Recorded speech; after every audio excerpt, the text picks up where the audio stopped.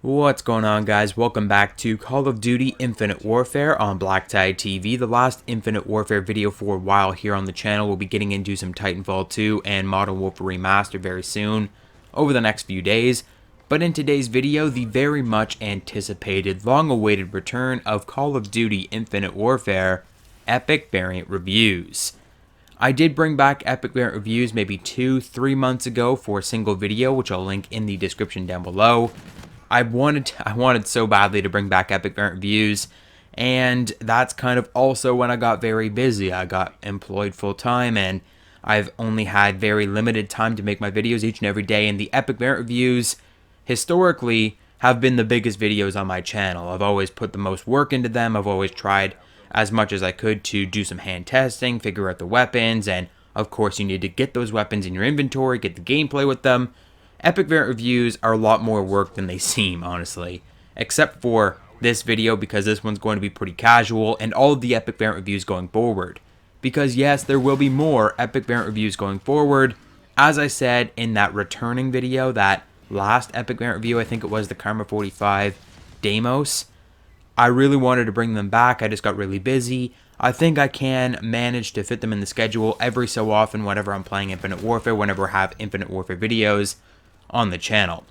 Now, the only caveat to this is with the videos going forward, I'll only be reviewing the weapons that I myself have. In the past, and even in this video and the next Epic Variant review that you guys will be seeing, the VPR Yokai, I've used my best bud Wren Man's account to grab some gameplay because he has way more variants than I ever have. I've been saving up my COD points, crypto keys, whatever they're called in this game, for the longest time. All of my hacks, all of my supply drops. I've been waiting for the next drop of variants in the game before I've opened all of those, and that's kind of restricted my ability to unlock epic variants. So I've been waiting a very long time to get new epic variants, apart from opening like common supply drops and the odd special event supply drop. So he's had all of the epic variants, I haven't, and that's why I've always used his account. But at this point, I don't have the time to be jumping back and forth between accounts, grabbing gameplay and doing this and that. There's a lot of screenshots involved. It's so much work, and that I don't want to do that anymore. Instead, I'll only be doing my own epic variants. So I do have a few epic variants that you guys haven't seen yet. And of course, if the COD gods bless us and we finally get a new drop of default variants in Infinite Warfare, I'll have a ton of epic variants for you guys.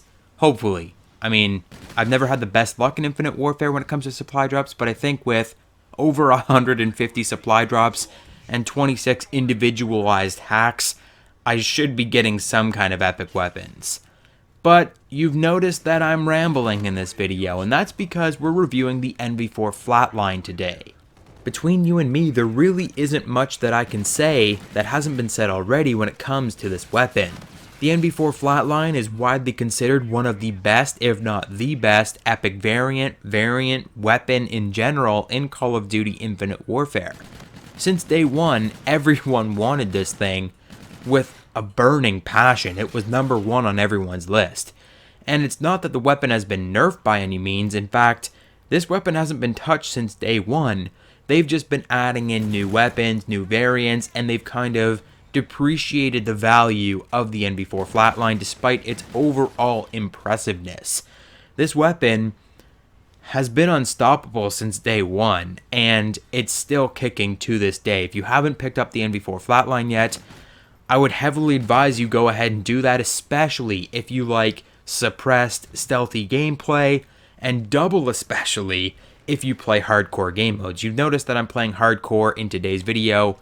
I don't do that too often when it comes to epic variant reviews. I tend to stick to core game modes where you can see the true ability of a weapon, but hardcore is really where the NV4 FLATLINE comes into its prime. And that's all due to the epic perk, Precision.